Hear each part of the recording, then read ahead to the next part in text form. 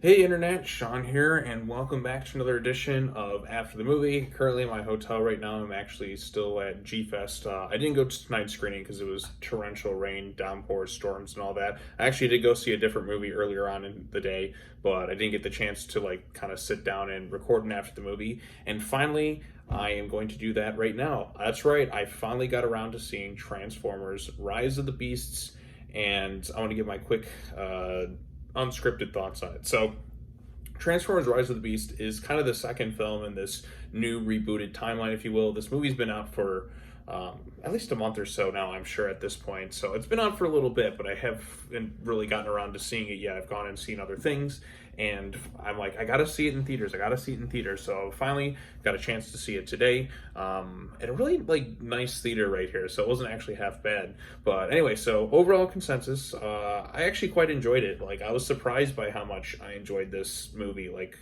I don't think it's as good as, say, Bumblebee was. It didn't leave as big an impact. Well, in some ways it's better. In some ways it's not, because Bumblebee was just kind of worked from the get-go. This one also is pretty solid. I mean, you finally have Unicron in the movie, which is something I've been wanting to see for the longest of times, and finally got a taste of it, but it didn't quite leave the impact I was hoping for, because when it comes to the Transformers franchise, I feel like the series kind of with the Bay films diminishing returns, if you will, it kind of hurt the series overall. And what I mean by that is it just didn't quite pack the punch over the course of time. Like when it first came out, like the first Transformers was such a big deal. It was a huge movie, and it kind of was a big surprise, and it was a good time. Then you had two, which made even more money, but two is universally not very well liked. It's kind of well known for not being so great. Then you had three, which I think is the highest grossing film in the franchise, which actually is a lot better than two. And then you had, so that concluded the Shia LaBeouf stuff. Then Mark Wahlberg comes in and didn't like that one. And then we had The Last Night, also really didn't like that one, which pretty much killed all enthusiasm for the series. Then a few years later, I think, or was it a year later or so, Bumblebee came out, and I think that was probably the best one. Like the first 10 minutes of Bumblebee, I think, is the best Transformers film we've ever gotten. Generation 1 stuff, War on Cybertron, looks great, visually stunning. And then you also had a likable lead in Haley Steinfeld, and John Cena was good in it too. So now we're at Transformers: Rise of the Beast, which I was like, okay, I'll go see it. I didn't quite have this overwhelming excitement, hence why it's taking me so long to get around to finally seeing the movie. But I was still going to see it because I've seen every live action Transformers movie in theaters.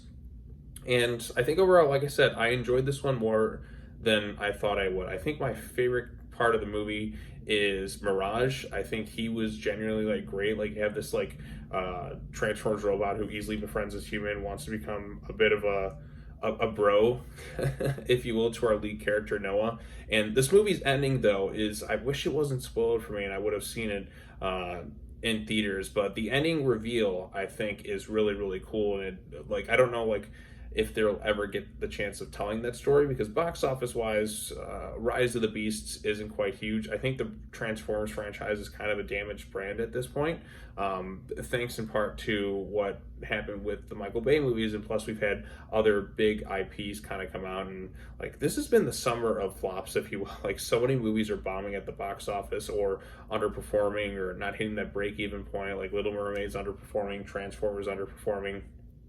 The Flash is might be the biggest bomb in comic book movie history. Then you have Indiana Jones, The Dial of Destiny, also not going to be making really any money. And I'm sure that there's some others, but we'll also have to wait and see how Mission Impossible does too, because I mean, as well as the movie's tracking and its opening, it's going to determine the legs of it. I think the movie will do quite well, but the issue is that huge balloon budget. Fast and Furious was another one that didn't quite do so well against its, not decent numbers on their own, but compared to its extremely high budget, it's just a matter of seeing how it'll all turn out. But yeah, so going back to Transformers: Rise of the Beast, the story this time around, you have the Maximals or whatever. You have Ron Perlman's Optimus Primal. So you have animal-based Transformers versus you have the Autobots. You don't really have Decepticons. You have the Terracons or whatever they're called. I can't remember all the names. And you have this one main antagonist, Scourge, who's working for Unicron, which finally they're bringing Unicron into this thing. Now this is also like this is a follow-up to Bumblebee, really. Like you have kind of one reference there, but I guess Bumblebee started a new timeline of Transformers movies, because this one is set in the past, in the 1990s. I think it was made by Stephen Cable Jr., who also made Creed 2, which is a movie I also quite liked. And I think the human, like in terms of like Transformers protagonists, I think the guy who played Noah and like his relationship with his brother and all that, probably like outside of Haley Steinfeld, I think makes for like the best protagonist we've gotten in these types of movies. They even find a way to kind of like innovatively bring him in on the action, if you will, something that we didn't really get the chance to see so much in other Transformers. Like really get like a human fighting these various Transformer bots and all that. So like that stuff was kind of cool. I thought the action scenes were quite good.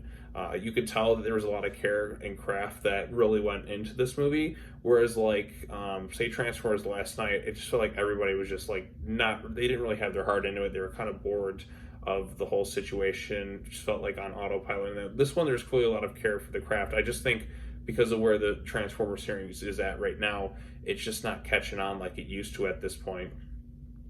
Peter Cullen, of course, is back as Optimus Prime. He's great as always. You have Bumblebee in there. The movie did feel a bit safe at times. Like it really never felt like it took too big of risks, but it didn't do anything all that insulting. Like I said, I think the brother relationship at the core of the film, I think that was handled pretty well.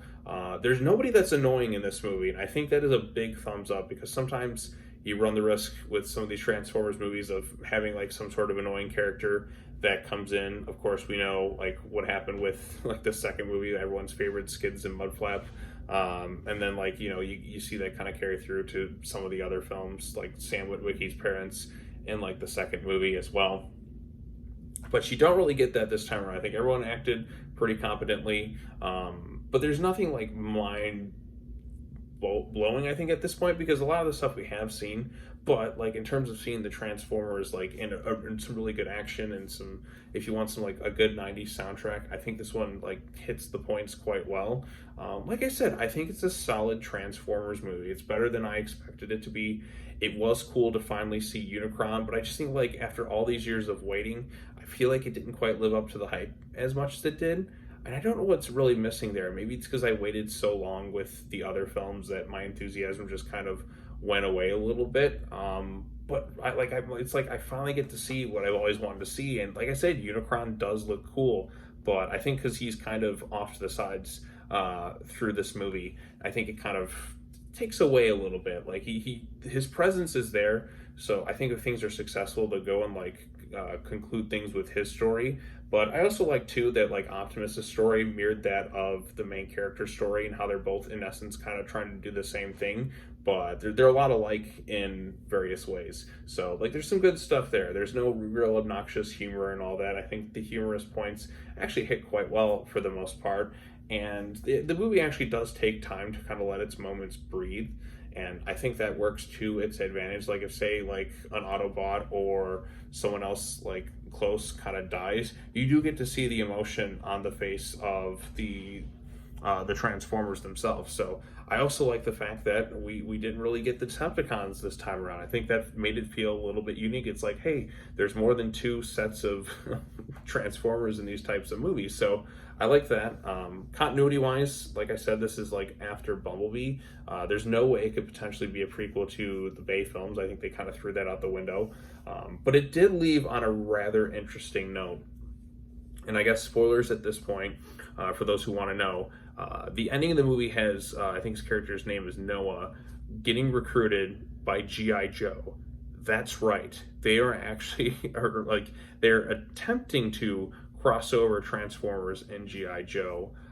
I want to see it happen. Only time will tell if it actually does happen. But like, wow, like it's like finally, I mean, they've been wanting to do stuff forever, but they're just like, no, now we finally have the chance. And I think, like I said, that was a cool reveal. I did like the 90s setting and aesthetic. Some things are just kind of forgettable. Like you have like this archaeologist character who's just kind of sort of there, like she's there to kind of decipher things and be used for like the main final battle.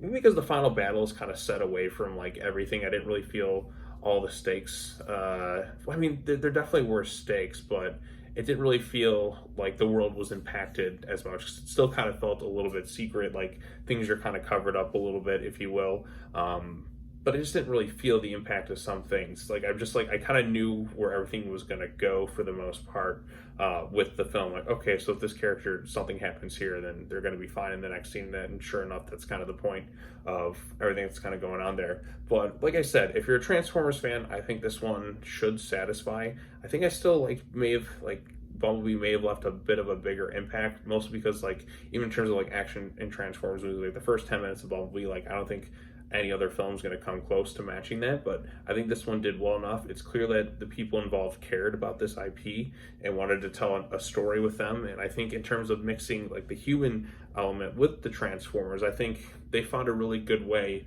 to kind of mingle things, if you will, like have a human character actually really get in on the action, like kind of physically like punch and all that. And I think like the main antagonist, I think it was Scourge, who was like working for Unicron. I thought like he was pretty good too, very intimidating, although he's kind of like defeated like rather easily. Didn't feel like there was like Optimus and that got like this new edge to kind of take things down, but hey, it is what it is, I suppose. But anyways, I think I've kind of rambled on a little bit. Oh, one other thing too, I just realized this is also the second movie I've seen this past week where the storyline is about finding two like matching keys that unlocks something, or in this case, like a portal. Mission Impossible Dead Reckoning Part 1 also involved the search for two keys that were split up across the globe in order to kind of come together and utilize it for something very powerful. So it's a very strange week for movies, if you will. But yeah, so like I said, I enjoyed this one better than I thought I would. I don't think it's mind-blowing or amazing or anything like that, but I think it's, it's a fun time for the most part. So yeah, like I said, didn't really fully wow me, but it kept me entertained. I laughed enough. There's some cool moments in there. It's not something I'd rush to go back out to see, but it's certainly a lot better than most of the Michael Bay movies. So kudos to it for that. But anyways, I've had a very long day. It's like 11 at the time of recording this thing, so it'll probably be later before it goes up. I'm ready to just hit the hay and crash. So I don't know about you all. I'm beat.